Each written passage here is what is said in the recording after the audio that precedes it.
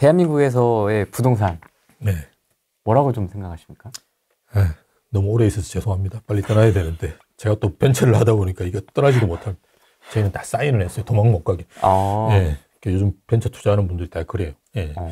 근데 저는 그냥 좀 심하게 이야기해서 욕망의 덩어리라고 생각해요. 욕망의 덩어리? 네, 욕망의 덩어리입니다, 부동산은. 이걸 이제 어떤 식으로 여러분들이 바라보셔야 되느냐. 다들 이제 부동산 많이 가진 분들은 속으로는 되게 좋아하지만, 겉으로는 막 무시하고 이렇게 하시지만, 속으로는 되게 부러워하세요, 한국 분들은. 그리고 이렇게 제가 이제 상담을 많이 하는데요. 이렇게 오셔가지고 저하고 상담하는데, 이렇게 제가 첫 번째 물어보는 게 그거예요. 이게 투자로 하시는 거예요? 실거주 하시는 거예요? 뭐 이렇게 이제 처음에는 좀 물어봤었어요.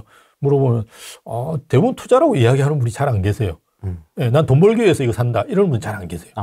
근데 나중에 알고 보면 투자예요. 기대를 하죠. 네, 대부분이 그래요. 그리고 끝날 때 되면 그래요. 한 5년 후에 교수님 한 5년 후에 이게 얼마만큼 오를까요? 이런 이야기하고 가요. 그러니까 대부분 다 투자예요. 돈을 버는 거를 일단 생각하고 부동산을 사시는 분들이 많거든요.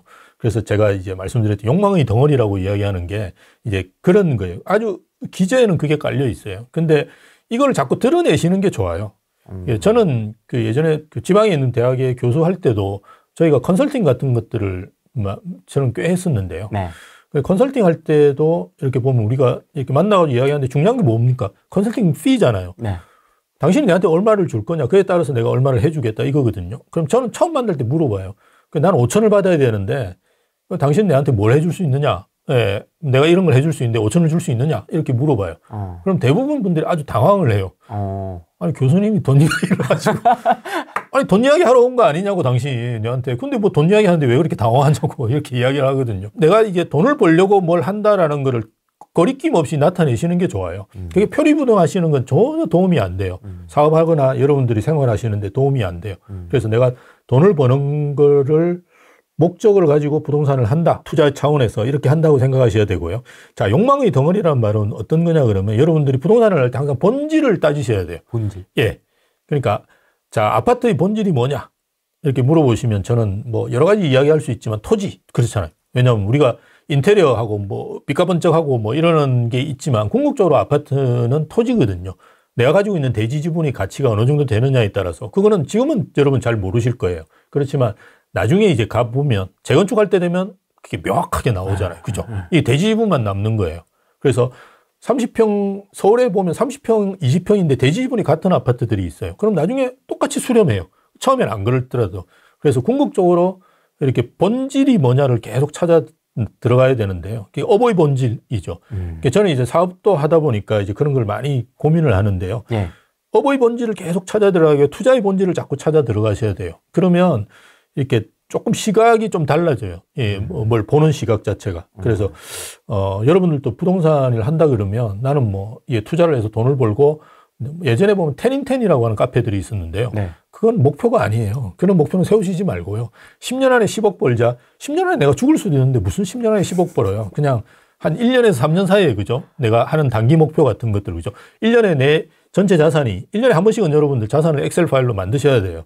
그래서 만들어서 내가 뭐 한 10% 늘리는 걸 목표. 뭐 가만히 있어도 한 3%는 늘겠죠. 왜냐하면 그냥 은행 이자가 그 정도 나오니까. 그거보다는 여러분들이 노력하셔야 되니까 오히려 10% 정도 느는지 안 느는지를, 그죠? 이렇게 계속 이렇게 파악을 하셔야 되는데, 예, 뭐 그런 식으로 내가 이제 계속 관리를 한다든지, 뭐 이런 좀 적극성, 그 다음에 좀 데이터, 예, 뭐 숫자, 이런 걸 가지고 하셔야 되는데, 그게 아니고 뭐 이게 돈 버는 게 꼭 아니고 나는 살고 싶어서 하는 것도 아니고 뭐 애매하게 이러시면 이게 제대로 돈도 못 버시고 그래요. 예. 그래서 좀 저는 이제 난 욕망에 투자하고 있다라고 생각하시고, 예, 그게 대해서 좀 뭐라 그럽니까? 순수해지시고 오히려 돈에, 예, 그렇게 되시는 게 좋지 않을까 싶어요. 정보가 예. 굉장히 오픈되어 있고 소비되는 속도가 굉장히 빠르지 않습니까? 그렇죠. 예. 이 투자 난이도가 좀 올라간 것 같은데 절대 가격 자체도 좀 많이 올라가 있고. 맞습니다. 예. 지금 시작하는 불인이 소위 말하는 20대, 30대 분들한테는 어떻게 좀 시작하라고 조언을 해주시겠어요? 지금은 이제 금리가 굉장히 높은 시기니까요. 본인 이제 수준에 맞는 상품들을 찾아다니면서 고르시는 게 좋고요. 아까 나는 때려 죽어도 뭐 오피스텔을 해야 되겠다 그러면 아까 제가 말씀드렸던 그런 오피스텔 또는 서울 뭐 이렇게 좀 한정적으로 좁히시고 이렇게 하시는 게 좋고요. 아니면 이제 아까 말씀드렸던 좀 서울 외곽에 있는 아파트라도 접근성이 좋은 뭐 이런 우리가 그 1억이라도 찾아보시면 이렇게 할 수 있는 데가 많아요. 그래서 그런 것들을 하시면서 조금씩, 그리고 꼭 저는 부동산만이라고 생각은 안 해요. 예, 주식이라든지 요즘 코인 하시는 분도 많던데 네. 뭐 그런 것도 나는 뭐 필요하면 좀 하시는 건 좋다고 봐요. 근데 여러분이 자산을 이제 배분을 해야 되거든요. 이게 포트폴리오가 굉장히 중요합니다. 배분을 하는 게. 근데 그 자산의 뭐 80%, 90%를 코인 하시는 건 문제가 있어요. 그거는 정말 위험하거든요. 예, 그래서 이게 자산 배분을 제가 볼 때는 아무래도 부동산 쪽에 그래도 좀 많이 하는 게 한 50% 가까이는 하시는 게 좋지 않을까 싶어요. 그래서 그 자산 배분 같은 것들을 잘 하시면서 네. 이렇게 본인 그거를 포트폴리오로 잘 맞춰 나가시면 예, 좋지 않을까 싶네요. 진짜 어려운 말인데요. 네. 그죠? 무주택자는 제가 금방 말씀드렸던 것 같아요. 그냥 무조건 집을 사시는 게 좋은데요. 네. 어떤 집을 어느 수준에서 사느냐를 고민하시는 게 좋겠죠. 예, 그래서 좋은 매물 이렇게 찾아다니시고 주변에 중개업소들 다니시면서 좀 좋은 매물 나오면 주세요. 이렇게 좀 신뢰도 쌓으시고 해서 좋은 매물을 찾으실 수 있도록 하시는 게 좋고요. 1주택자는 갈아타기 하시는 게 지금 시점에서 나쁘지는 않아요. 괜찮습니까? 예, 괜찮습니다. 왜냐하면 집값은 대략 한 20, 30% 수준에서 떨어졌거든요. 그게 금리가 너무 올라서 떨어졌기 때문에 지역이 거의 균등하게 그렇게 떨어졌어요. 그래서 여러분이 어차피 갈아타기 한다 그러면 더 좋은 집을 사시는 경우가 많거든요. 내가 안 좋은 집으로 갈아타기 한다 이런 분들보다는 좋은 집으로 갈아타기 하는 분이 많기 때문에 20, 30%가 떨어졌다 그러면 통상적으로 말씀드리더라도 10억이면 20% 떨어졌다 그러면 2억이 떨어진 거고 20억짜리는 4억이 떨어졌잖아요. 그래서 좋은 시점이기 때문에 갈아타기 하시는 건 나쁘지 않은데요. 옛날하고 다른 점은 사고 팔지 마시고 팔고 사셔야 된다는 게 되게 중요해요. 안 팔릴 수 있으니까. 안 팔리면 이거 아주 골치 아픕니다. 그죠? 그래서 본인 걸 이제 팔 수 있는 시기에 적절하게 이제 사실 수 있는 걸 고민하시면 되는데요. 네. 뭐 이렇게 가격이 오르고 있는 시기는 정말 빨리빨리 사야 되고 좋은 매물을 구하고 이러셔야 되기 때문에 좀 여유를 가지시고 제가 뭐 지금 사시라 이런다 하도 바로 지금 가서 뭐 사실 수는 없는 거고 좀 준비를 하고 뭐 올해 안 정도에 사시면 그죠? 크게 문제는 없으시겠죠. 뭐 그렇게 판단하시면 될 것 같고요. 네. 다주택자 분들은 힘들어요. 예. 지금도 되게 힘드시고 앞으로도 잘못하면 힘드실 수 있는데요. 그래서 아까 말씀드렸듯이 내가 이걸 장기적으로 가져가야 되는 상품이냐 아니냐 빨리 판단하셔가지고 안 되는 건 저는 증여도 괜찮다고 봐요. 예, 뭐 어차피 물려주실 건데 빨리 물려주세요. 예, 빨리 물려주시고 예, 안 되면 조카한테 주시든 뭐 물려주시고 삼촌 잘 만나가지고 뭐 행복하면 좋죠. 뭐 제가 지금까지 이렇게 장례식장 가봐도 번 거 다 가져가는 사람 한 명도 못 봤어요. 한 명도 못 봤어요. 그러니까 이젠 다 쓰고 가셔야 됩니다. 그게 이제 경제에 도움이 되시는 거니까요. 네. 빨리 뭐 물려주실 거 있으면 물려주시고 네. 안 되는 것들은 정말 좀 과감하게 정리하시는 게 좋고요. 과감하게 정리한다고 해도 내가 뭐 한 세 채가 있는데 세 채 중에 제일 안 좋은 것부터 정리하세요. 정리가 안 됩니다.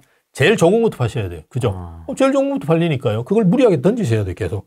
그렇게 하셔가지고 정리를 하시고 아니면 뭐 난 뭐 두세 채 있는데 뭐 내가 버는 것도 지금 괜찮고 이러면 뭐 괜찮아요. 그냥 버티시면 2025년, 26년으로 갈수록 입주 물량이 아주 드라마틱하게 떨어집니다. 예, 이제 없어요. 거의 없어요.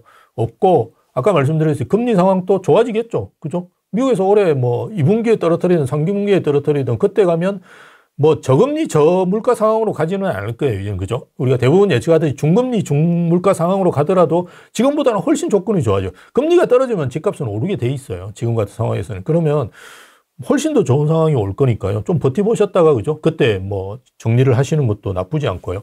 예. 근데 어쨌든 갈수록 이제 똘똘한 한 채로 모시는 거는 필요할 것 같아요. 예. 교수님하고 이야기를 나눠보니까 예. 서울밖에 머릿속에 남지 않는 딱 각인이 되네요. 맞습니다.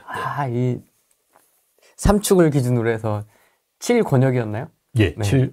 7광역. 광역권인가요? 예, 네. 광역. 그것만 기억이 나는데 아무튼 오늘 영상이 좀 도움이 되셨길 좀 바라겠습니다. 오늘은 여기까지 하겠습니다. 예, 감사합니다. 고맙습니다. 예. 네.